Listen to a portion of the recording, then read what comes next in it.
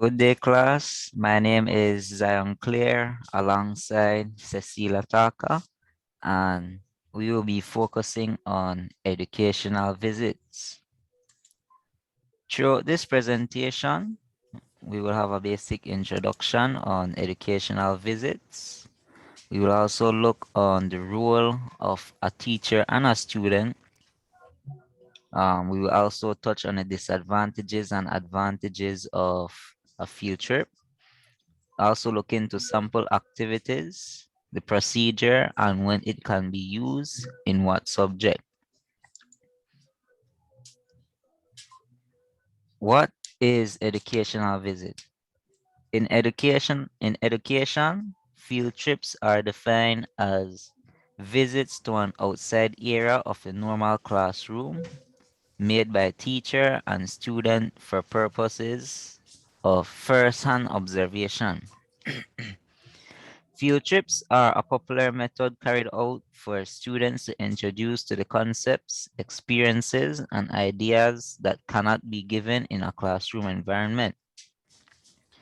Purposes of educational visits would include to provide real-life situation for first-hand information, to serve as a preview of a lesson and gather instructional materials, also to verify previous information, class discussion, and to conclude individual experiences.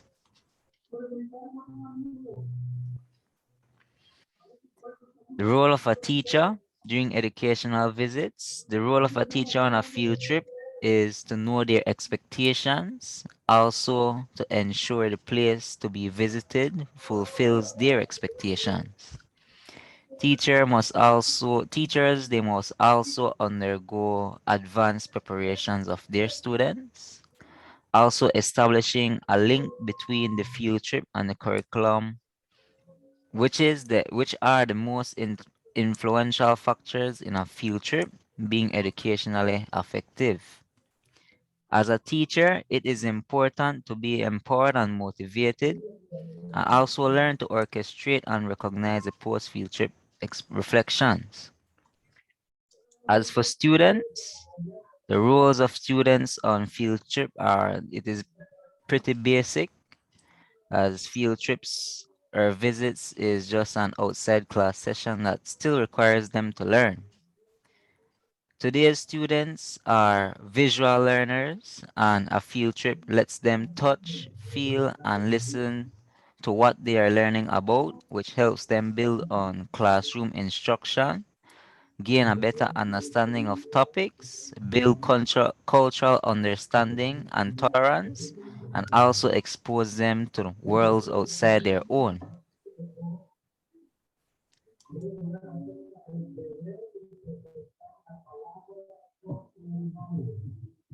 Okay, we're gonna be looking on the advantages and disadvantages of field trips. Let's look into the advantages first. Advantages include field trips enriches the classroom learning. It provides learning outside of the normal classroom setting. It provides an opportunity to the learners to get first-hand information from natural settings. Boredom of classroom teaching is eliminated through field trips. It gives a natural stimulation and increases student and teacher relationship. Disadvantages include that field trips are expensive. We have the bus cost, and we have the food and everything else that comes into dealing with money. If not planned well with specific learning objectives, it will result in wastage of teaching learning resources. And that is why one of the teachers' role, as mentioned before, is to provide a linkage between the field trip with the curriculum. Next one is safety and security of the students is a real concern.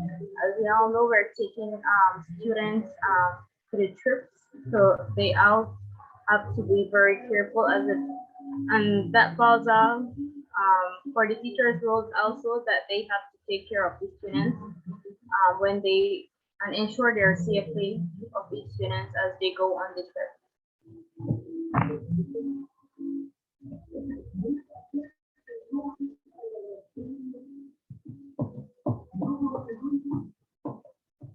Okay. Sample activities or PSCs that can be considered very good to go on field trips with students. Teachers should or could look for PSCs that match learning, its relevance, affordability, and feasibility.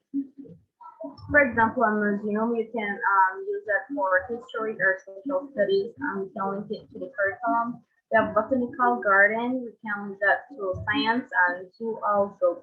We have radio station, weather bureau. We have college tours or factories.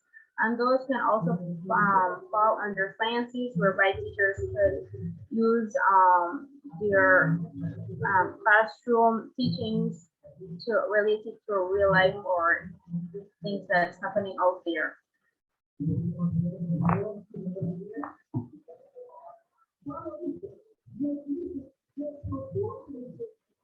Okay, we have a mini video that we gonna show you guys on how field trip is conducted.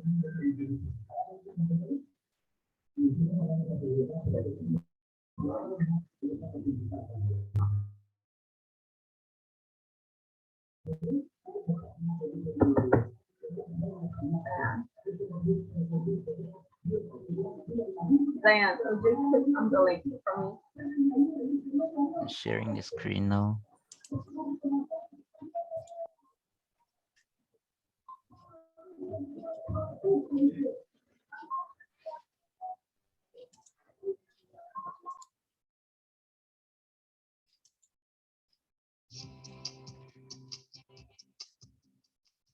Every week, our students go on some type of learning expedition somewhere in our community, whether students are on Main Street visiting a fire station and a hair salon to learn about physical and chemical changes, or whether they're studying the habitats of rainforest animals at the zoo.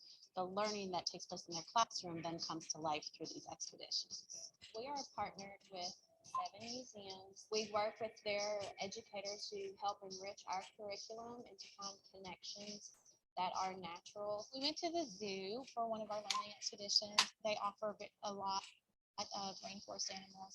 And we were able to also talk about map skills as that's a standard that we need to cover. So they were trying to find their animal on the map, understand what rainforest they were coming from, why different rainforests have different types of animals.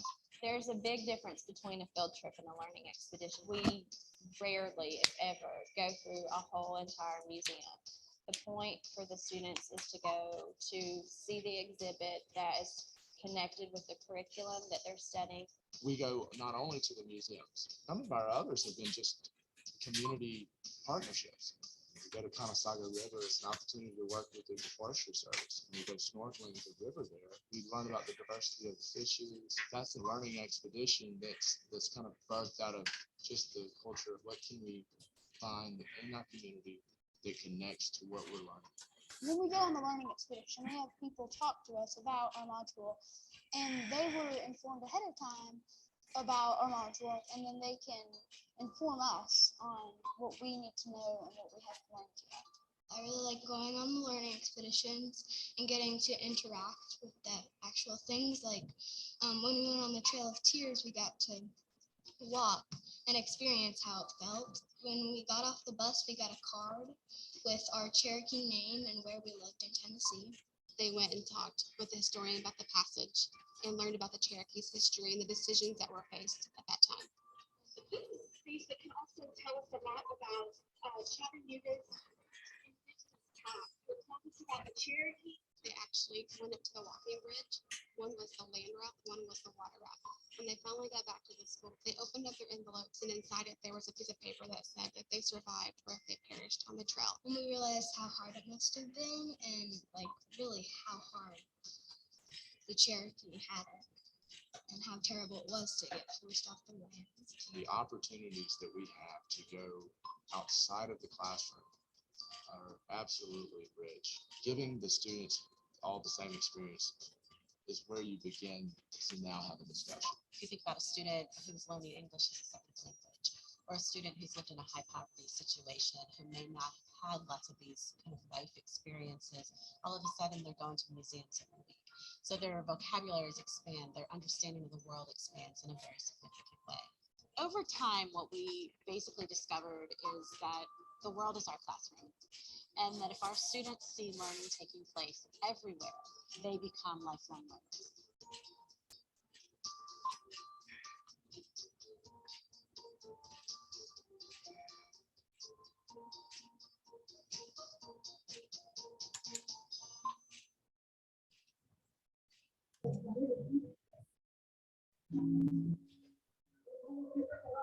Okay, guys, we just saw our viewpoints of some students in the video.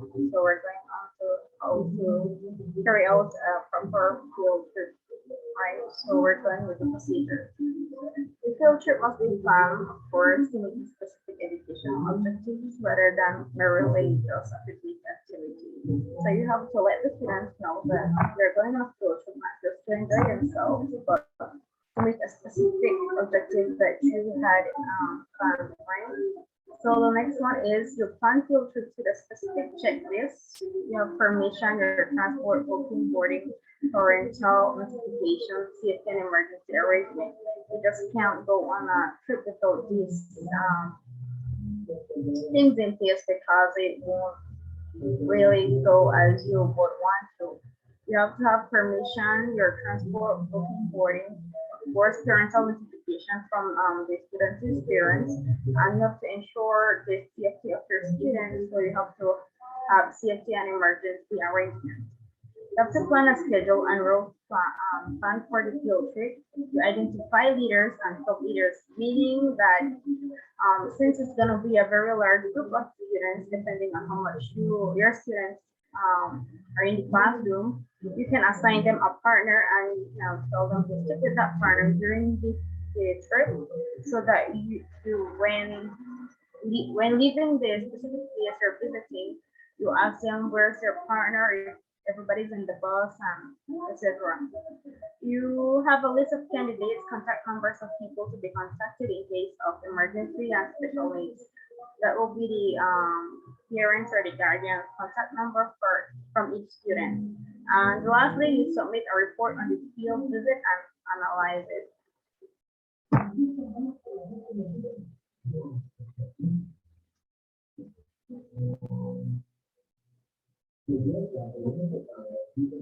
Okay, well, what we have here is just an example of a field trip report that you, the teacher, could have, or you can give these to the to your students when going on to the trip. So to have them know that you have to, they're there not to only have fun or speak things, but they have to at least relate it to the things they have been learning in the classroom.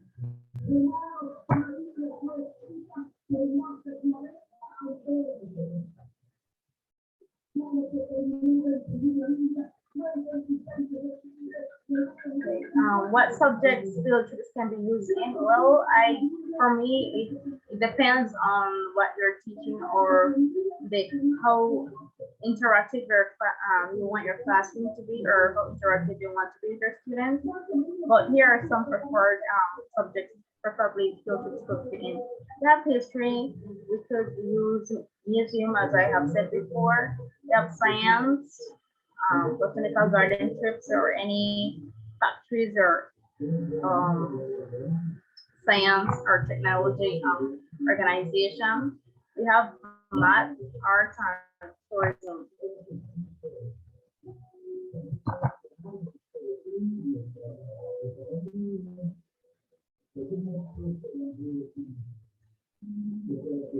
That will be the end of our presentation. Thank you.